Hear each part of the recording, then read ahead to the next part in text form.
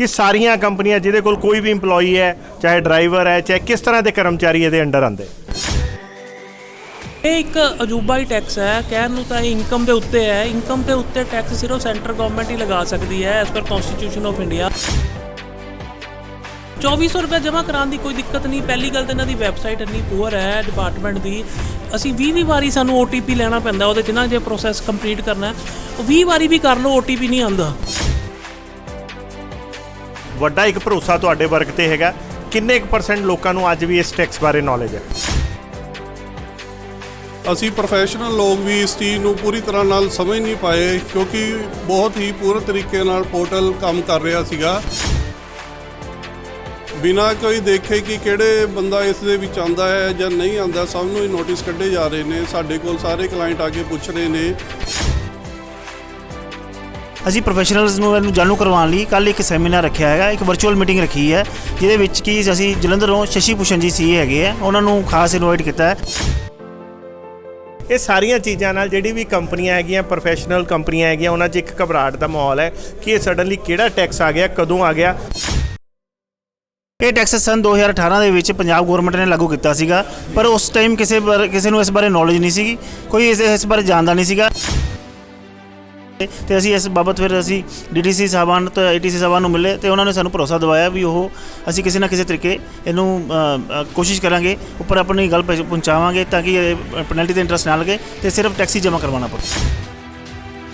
जन हितैषी देख रहे दर्शकों का स्वागत है जन जन की बात जन हितैषी के साथ। दोस्तों मैं संदीप शर्मा एक बार फिर तुहाडे नाल रूबरू हो रहा। तो अज का जिहड़ा मामला है वो है प्रोफैशनल टैक्स का। जी हाँ, सडनली 2-3 दिन पहला जिहड़ा इन्ने क नोटिस आ गए जिहड़े GST department Punjab GST department वालों व्यापारियों नूं, प्रोफैशनल्स नूं, कंपनीज़ नूं इन्ने क नोटिस धड़ा धड़ आ गए और उहदे विच एक नवां जिन टैक्स निकल आया जिहड़ा कि प्रोफैशनल टैक्स के नाम ते एक जिन टैक्स निकल आया और कहा जा रहा कि उहदे पैसे जमा नहीं होए। 3 साल पहला ये लागू होया सी टैक्स ते ਇਹਦੇ ਹਿਸਾਬ ਨਾਲ ਜੋ ਕਿਹਾ ਜਾ ਰਿਹਾ ਕਿ 200 रुपया पर वर्कर ਜਿਹੜਾ ਹੈਗਾ ਇੱਕ ਕੰਪਨੀ ਨੇ ਜਿਹੜਾ ਜਮ੍ਹਾਂ ਕਰਾਉਣਾ ਹੈ GST ਡਿਪਾਰਟਮੈਂਟ ਨੂੰ। ਸੋ ਕੁੱਲ ਮਿਲਾ ਕੇ 2400 रुपया ਇੱਕ ਵਰਕਰ ਲਈ, ਕਰਮਚਾਰੀ ਲਈ ਜਿਹੜਾ टैक्स बनता है। तो ये ना जमा कराए तो 50,000 रुपये का जुर्माने का भी गल की जा रही है। ये सारिया चीज़ों नाल जिहड़ी भी कंपनियां हैगियां, प्रोफैशनल कंपनियां हैगियां, उन्हां 'च एक घबराहट का माहौल है कि ये सडनली किहड़ा टैक्स आ गया, कदों आ गया। सो ये असीं गलबात करन पहुंचे अज इनडायरैक्ट टैक्स कंसलटेंट्स यानी कि ये सारे CAs दे नाल इन्हां दी एसोसीएशन के प्रधान हैगे इन्हां कोल पहुंचे हैं। सो होर भी डेजिग्नेशन हैगे है। सो ये सारे नाल गलबात करते हैं, पुछते हैं कि फाइनली सर ये पहले गल तो ये दसो तुहानूं ये टैक्स बारे पता कदों लग्या? मैं CS सुमीर गुप्ता, मैं इंडायरैक्ट टैक्सिस कंसलटेंट एसोसीएशन का प्रधान है। तो ये जो टैक्स तुसीं कह रहे हो ये टैक्स का नाम है पंजाब स्टेट डिवेलपमेंट टैक्स। ये टैक्स सन 2018 ਦੇ ਵਿੱਚ पंजाब गौरमेंट ने लागू किया सीगा, पर उस टाइम किसी ਨੂੰ ਇਸ ਬਾਰੇ नॉलेज नहीं सी, कोई इस बारे जानता नहीं ਸੀਗਾ। ਤੇ ਹੁਣ ਯਕਾਯਕ 2021 ਦੇ ਵਿੱਚ ਸਾਰੇ ਲੋਕਾਂ ਨੂੰ ਨੋਟਿਸਿਸ ਆਉਣ ਲੱਗੇ ਜਿਸ ਕਰਕੇ ਸਾਰੇ ਲੋਕ ਘਬਰਾ ਗਏ। ਇਹ ਟੈਕਸ ਬੇਸਿਕਲੀ 200 रुपये पर मंथ ਦੇ ਹਿਸਾਬ ਨਾਲ ਸਰਕਾਰ ਨੇ ਲਗਾਇਆ ਸੀਗਾ। ਜੇ ਤੁਸੀਂ ਇਹ ਟੈਕਸ ਲੱਗਣਾ ਸੀਗਾ ਜਿਹੜੇ ਬੰਦੇ ਦੀ ਬਿਜ਼ਨਸ ਇਨਕਮ ਹੈ ਜਾਂ ਜਿਨ੍ਹਾਂ ਦੀ ਸੈਲਰੀ ਤੋਂ ਇਨਕਮ ਹੈਗੀ ਹੈ। ਜੇ ਤੁਹਾਡੇ ਕੋਲ ਕੋਈ ਇੰਪਲੋਈ ਹੈਗਾ ਤਾਂ ਤੁਸੀਂ ਉਹਦਾ ਵੀ ਆਪਣਾ 200 रुपये ਦੇ ਹਿਸਾਬ ਨਾਲ ਟੈਕਸ ਕੱਟ ਕੇ ਪੰਜਾਬ ਗੌਰਮੈਂਟ ਨੂੰ ਜਮ੍ਹਾਂ ਕਰਵਾਉਣਾ ਸੀਗਾ। ਤੇ ਪਰ ਕਿਸੇ ਵੀ ਆਪਣਾ ਬੰਦੇ ਨੇ ਉਸ ਟਾਈਮ ਜਮ੍ਹਾਂ ਨਹੀਂ ਕਰਾਇਆ। ਉਹਦਾ ਮੇਨ ਕਾਰਨ ਇਹ ਸੀਗਾ ਕਿ ਲੋਕੀ ਇਸ ਤੋਂ ਅਵੇਅਰ ਨਹੀਂ ਸੀਗੇ ਤੇ ਦੂਜੇ ਨੰਬਰ 'ਤੇ ਬੜੀਆਂ ਟੈਕਨੀਕਲ ਗਲਿਚਿਸ ਸੀਗੀਆਂ ਜਿਹਦੇ ਕਰਕੇ ਜਾਂ ਪੋਰਟਲ ਚੱਲਦਾ ਨਹੀਂ ਸੀਗਾ, ਪੋਰਟਲ ਦੀ ਸਾਈਟ ਚੱਲਦੀ ਨਹੀਂ ਸੀ, ਇਸ ਕਰਕੇ ਲੋਕਾਂ ਨੇ ਕਿਸੇ ਨੇ ਜਮ੍ਹਾਂ ਨਹੀਂ ਕਰਾਇਆ। ਪਰ ਹੁਣ ਉਹਨਾਂ ਨੂੰ ਨੋਟਿਸ ਆ ਰਹੇ ਹੈ ਕਿ ਆਪਣਾ ਤੁਸੀਂ 200 रुपये पर मंथ टैक्स का 2018 तो जमा कराओ, नाले दे नाल पेनल्टी भी तो ब्याज भी जमा कराओ, जिहड़ा कि अपना इस करके सारे लोग अपना सारे पंजाब के लोग डरे हुए हैं कि असीं किद्दां इन्ना वड्डी पेनल्टी और टैक्स जमा करा पावांगे। तो इस करके असीं अपना DTC साहबान नूं ते अपना ATC साहबान नूं मिले तो असीं उन्हां नूं अपनी एक रिप्रजेंटेशन दित्ती भी तुसीं अपना ये टैक्स दा असीं किसी ना किसी तरीके लोगों को कह देंगे जमा करवाउण नूं, बट ये जिहड़ी पेनल्टी ते इंटरस्ट हैगा ये लोगों का बड़ा हैवी बर्डन बनूगा। हुण करोना का माहौल है, ये ਲੋਕਾਂ ਕੋਲ ਇਸ ਟਾਈਮ ਪਹਿਲਾਂ ਹੀ ਬਹੁਤ ਬੁਰਾ ਹਾਲ ਹੈ, ਬਿਜ਼ਨਸ ਦਾ ਬਹੁਤ ਬੁਰਾ ਹਾਲ ਹੈ ਤੇ ਉਹ ਪੈਨਲਟੀਜ਼ ਤੇ ਇੰਟਰਸਟ ਨਹੀਂ ਜਮ੍ਹਾਂ ਕਰਾ ਸਕਦੇ। ਤੇ ਅਸੀਂ ਇਸ ਬਾਬਤ ਫਿਰ ਅਸੀਂ DTC ਸਾਹਿਬਾਨ ਤੇ ATC ਸਾਹਿਬਾਨ ਨੂੰ ਮਿਲੇ ਤੇ ਉਹਨਾਂ ਨੇ ਸਾਨੂੰ ਭਰੋਸਾ ਦਿਵਾਇਆ ਵੀ ਉਹ ਅਸੀਂ ਕਿਸੇ ਨਾ ਕਿਸੇ ਤਰੀਕੇ ਇਹਨੂੰ ਕੋਸ਼ਿਸ਼ ਕਰਾਂਗੇ ਉੱਪਰ ਆਪਣੀ ਗੱਲ ਪਹੁੰਚਾਵਾਂਗੇ ਤਾਂ ਕਿ ਪੈਨਲਟੀ ਤੇ ਇੰਟਰਸਟ ਨਾ ਲੱਗੇ ਤੇ ਸਿਰਫ ਟੈਕਸੀ ਜਮ੍ਹਾਂ ਕਰਵਾਉਣਾ ਪਵੇ। ਸਰ ਮੈਂ ਗੱਲਬਾਤ ਕਰਦਾ ਹਾਂ, ਹੋਰ ਵੀ ਪਦਾਧਿਕਾਰੀ ਹੈਗੇ ਵਿਸ਼ਾਲ ਗਰਗ ਜੀ, ਇਹਨਾਂ ਨੂੰ ਪੁੱਛਦਾ ਵਿਸ਼ਾਲ ਗਰਗ ਜੀ ਕਿ ਇਹਦੇ ਵਿੱਚ ਕਿਹੜੀਆਂ ਕੰਪਨੀਆਂ ਇਨਵੋਲਵ ਹੈ। ਪਹਿਲੀ ਗੱਲ ਤਾਂ ਇਹ ਕਨਫਿਊਜ਼ਨ ਹੈ ਕਿ ਕੋਈ ਵੀ ਕੰਪਨੀ ਜਿਹਦੇ ਕੋਲ ਮਤਲਬ ਜੇ ਲੇਬਰ ਹੈਗੀ ਹੈ, ਸ਼ਾਇਦ ਕਈਆਂ ਕੋਲ ਲੇਬਰ ਹੁੰਦੀ ਹੈ, ਦਿਹਾੜੀਦਾਰ ਲੇਬਰ ਹੈ ਜਾਂ ਕਿਹੜੀ ਲੇਬਰ ਹੈ, ਕਿਹੜੀ ਤਰ੍ਹਾਂ ਦੀ ਲੇਬਰ ਤੇ ਇਹ ਦੇ ਹੈਗਾ ਕਿ ਸਾਰੀਆਂ ਕੰਪਨੀਆਂ ਜਿਹਦੇ ਕੋਲ ਕੋਈ ਵੀ EMPLOYEE ਹੈ, ਚਾਹੇ ਡਰਾਈਵਰ ਹੈ, ਚਾਹੇ ਕਿਸ ਤਰ੍ਹਾਂ ਦੇ ਕਰਮਚਾਰੀ ਇਹਦੇ ਅੰਡਰ ਆਉਂਦੇ। ਸੰਦੀਪ ਜੀ ਪਹਿਲਾਂ ਤਾਂ ਨਮਸਕਾਰ। ਸਾਡੇ ਪ੍ਰਧਾਨ ਜੀ ਸਮੀਰ ਜੀ ਸਾਡੇ ਨਾਲ ਸੀਗੇ, ਇਹਨਾਂ ਨੇ ਪੂਰਾ ਜਾਣੂ ਕਰਾਇਆ PSDT ਐਕਟ ਬਾਰੇ। 2018 ਚ ਲਗਾਇਆ ਸਰਕਾਰ ਨੇ, ਚੁੱਪ ਚੁਪੀਤੇ ਲਗਾਤਾ ਪੰਜਾਬ ਸਰਕਾਰ ਨੇ। ਪਹਿਲੀ ਗੱਲ ਤਾਂ ਇਹ ਪੂਰੇ ਇੰਡੀਆ 'ਚ 1 ਜਾਂ 2 ਸਟੇਟ ਹੀ ਐਸੀਆਂ ਜਿਨ੍ਹਾਂ 'ਚ ਟੈਕਸ ਲਗਾਇਆ ਜਾਂਦਾ ਹੈ। ਆਪਣੇ ਉੱਤੇ ਪਹਿਲਾਂ ਹੀ ਇੰਨੇ ਤਰ੍ਹਾਂ ਦੇ ਟੈਕਸ ਸੀਗੇ, ਇਨਕਮ ਟੈਕਸ ਬਹੁਤ ਹੈਵੀ ਸਲੈਬਸ ਹੈ, ਫਿਰ GST ਦੀ ਸਲੈਬਸ ਵੀ ਬਹੁਤ ਹਾਇਰ ਨੇ। ਅਸੀਂ ਪੈਰ ਤੇ ਟੈਕਸ ਪੇ ਕਰਦੇ ਆ, ਕਾਰਪੋਰੇਸ਼ਨ ਦੇ ਸਾਰੇ ਟੈਕਸਿਸ ਪੇ ਕਰਦੇ ਆ। ਤਾਂ ਗਵਰਨਮੈਂਟ ਨੇ ਫਿਰ ਸੈਲਰੀਡ ਤੇ ਪ੍ਰੋਫੈਸ਼ਨਲ ਇਨਕਮ ਤੇ ਬਿਜ਼ਨਸ ਇਨਕਮ ਜਿਨ੍ਹਾਂ ਨੂੰ ਵੀ 2.5 ਲੱਖ ਤੋਂ ਜ਼ਿਆਦਾ ਦੀ ਇਨਕਮ ਆ ਉਹਨਾਂ ਤੇ ਇੱਕ 2400 ਰੁਪਏ ਦਾ ਬਰਡਨ ਹੋਰ ਪਾ ਦਿੱਤਾ ਗਿਆ ਇਸ ਟੈਕਸ ਦੁਆਰਾ। ਇਹ ਇੱਕ ਅਜੂਬਾ ਹੀ ਟੈਕਸ ਹੈ, ਕਹਿਣ ਨੂੰ ਤਾਂ ਇਹ ਇਨਕਮ ਦੇ ਉੱਤੇ ਹੈ। ਇਨਕਮ ਦੇ ਉੱਤੇ ਟੈਕਸ ਸਿਰਫ ਸੈਂਟਰ ਗਵਰਨਮੈਂਟ ਹੀ ਲਗਾ ਸਕਦੀ ਹੈ as per constitution of India.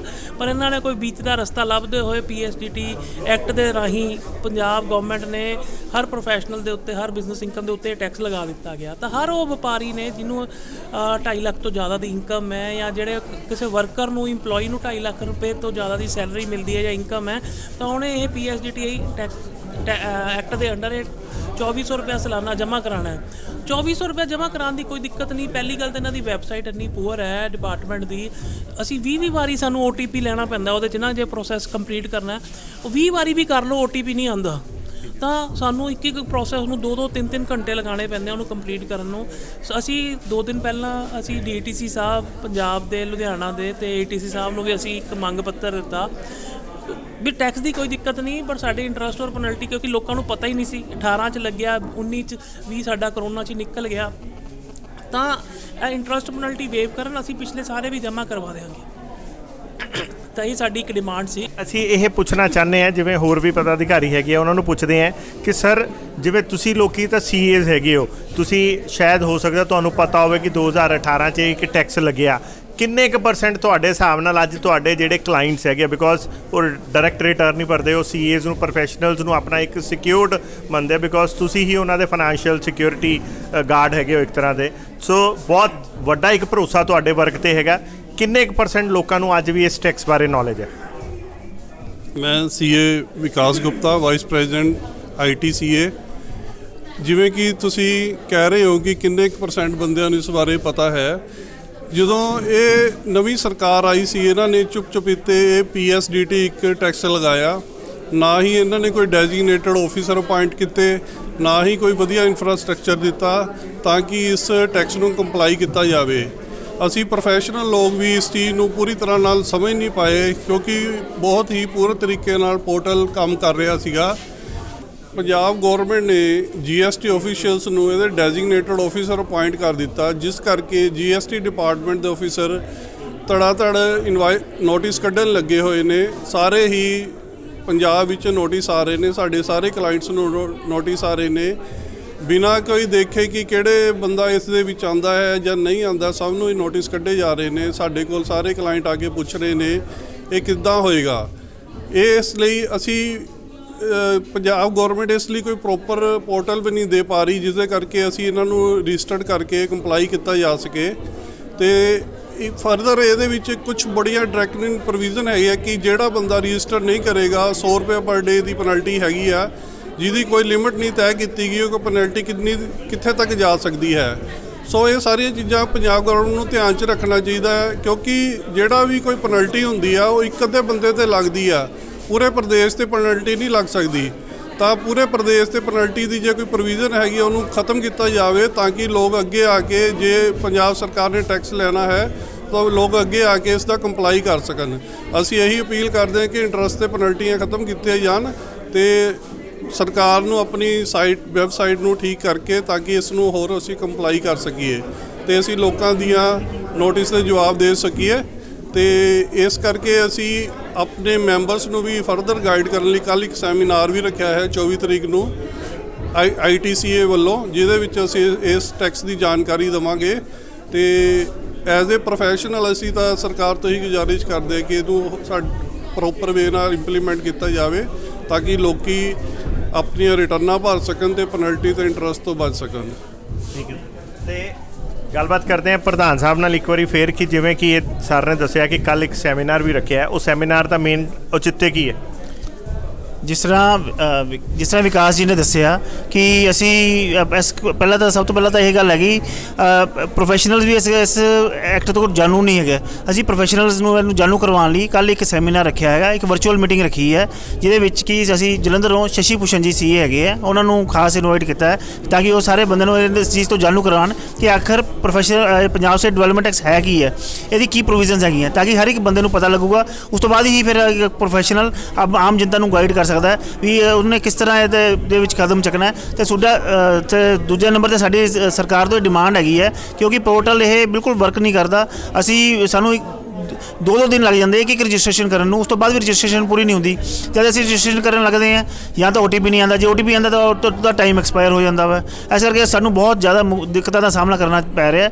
ਅਸੀਂ ਸਰਕਾਰ ਤੋਂ ਇਹ ਮੰਗ ਕਰਦੇ ਹਾਂ ਇਸ ਟਾਈਮ ਜਿਹੜੇ ਤੁਹਾਡੇ ਕਸਟਮਰ ਹੈ, ਕੰਪਨੀਜ਼ ਹੈ, ਬਿਕੋਜ਼ ਉਹ ਤੁਹਾਡੇ ਥਰੂ ਟੈਕਸ ਭਰਦੇ, ਉਹਦਾ ਦਾ ਕਿੱਦਾਂ ਦਾ ਮਾਨਸਿਕ ਸਥਿਤੀ ਹੈਗੀ ਹੈ, ਉਹਨਾਂ 'ਚ ਕਿੱਦਾਂ ਦਾ ਮਾਹੌਲ ਹੈ?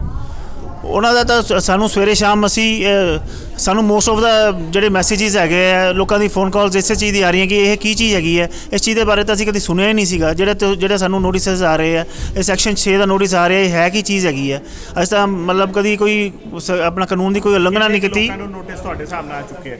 90% ਲੋਕਾਂ ਨੂੰ ਨੋਟਿਸਸ ਆਏ ਹੈ ਤੇ ਹਰ ਇੱਕ ਬੰਦਾ ਬਹੁਤ ਜ਼ਿਆਦਾ ਸਹਿਮਿਆ ਹੋਇਆ, ਡਰਿਆ ਹੋਇਆ ਵੀ ਅਸੀਂ ਕਿੱਦਾਂ ਇਹਦੇ ਟੈਕਸ ਤੇ ਜਮ੍ਹਾਂ ਕਰਾਵਾਂਗੇ ਤੇ ਕਿੱਦਾਂ ਪੈਨਲਟੀਆਂ ਜਮ੍ਹਾਂ ਕਰਾਵਾਂਗੇ। ਅਸੀਂ ਸਰਕਾਰ ਤੋਂ ਮੰਗ ਕਰਦੇ ਹਾਂ ਕਿ ਟੈਕਨੀਕਲ ਗਲਿਚਿਸ ਨੂੰ ਦੂਰ ਕਰਨ ਲਈ ਉਹ ਇੱਕ ਆਪਣੇ ਦਫ਼ਤਰ ਦੇ ਵਿੱਚ ਹੀ ਕੋਈ ਇੱਕ ਉਹ ਹੈਲਪ ਡੈਸਕ ਲਗਾ ਦੇਣ, ਜਿਹਦੇ ਵਿੱਚ ਉੱਥੇ ਹੀ ਆਪਣਾ ਰਜਿਸਟ੍ਰੇਸ਼ਨ ਕਰਾ ਕੇ ਉੱਥੇ ਹੀ 2400 ਰੁਪਏ ਸਾਡੇ ਕੋਲ ਵਸੂਲ ਕਰ ਲੈਣ। ਇੱਕ ਸਾਲ ਦਾ 7200 ਰੁਪਏ 3 ਸਾਲਾਂ ਦਾ ਜਿਹੜਾ ਸਾਡਾ ਰਹਿ ਗਿਆ ਵਸੂਲ ਕਰ ਲੈਣ ਤੇ ਪੈਨਲਟੀ ਵਗੈਰਾ ਤੋਂ ਸਾਨੂੰ ਮੁਕਤੀ ਮਿਲੇ ਤਾਂ ਕਿ ਹਰ ਇੱਕ ਬੰਦਾ ਸਕੂਨ ਦੀ ਜ਼ਿੰਦਗੀ ਜੀ ਸਕੇ। ਠੀਕ ਹੈ, ਥੈਂਕ ਯੂ। ਤੇ ਦੋਸਤੋ ਇਹ ਸੀਗੇ CA ਜਿਹੜੇ ਹੈਗੇ ਆ ਆਪਣੇ, ਜਿਨ੍ਹਾਂ ਨੇ ਇੰਡਾਇਰੈਕਟ ਟੈਕਸਸ ਐਸੋਸੀਏਸ਼ਨ ਦੇ ਪ੍ਰਧਾਨ, ਵਾਈਸ ਪ੍ਰਧਾਨ, ਜਿਨ੍ਹਾਂ ਨੇ ਬੜਾ ਕਲੀਅਰ ਦੱਸਿਆ। ਐਟਲੀਸਟ ਇਹਨਾਂ ਨੇ ਇੱਕ ਚੀਜ਼ ਕਲੀਅਰ ਕੀਤੀ ਕਿ ਜਿਹਦੀ ਵੀ ਇਨਕਮ 2.5 ਲੱਖ ਰੁਪਏ ਤੋਂ ਉੱਪਰ ਹੈਗੀ ਹੈ, ਚਾਹੇ ਉਹ ਵਰਕਰ ਹੈ, EMPLOYEE ਹੈ ਜਾਂ ਚਾਹੇ ਕੋਈ ਵੀ ਕੰਪਨੀ ਹੈਗੀ ਹੈ, ਉਹਦੇ ਤੇ ਇਹ ਜਿਹੜਾ ਟੈਕਸ ਲਾਗੂ ਹੋਏਗਾ।